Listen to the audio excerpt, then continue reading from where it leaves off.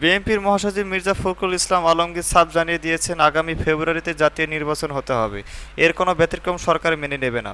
সোমবার রাজধানীর নয়াপল্টনে দলের কেন্দ্রীয় কার্যালয়ে এক সমাবেশে এই বক্তব্য দেন তিনি। মির্জা ফখরুল বলেন, আওয়ামী লীগ সরকার জনগণের ভোটাধিকার হরণ করেছেন।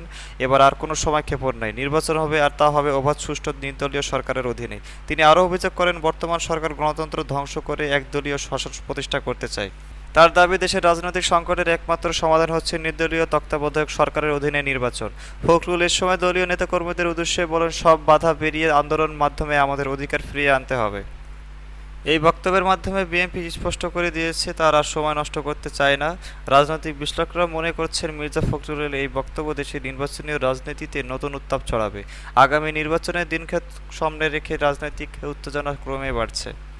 নতুন আপডেট জানতে চোখ রাখুন আমাদের এই চ্যানেলে।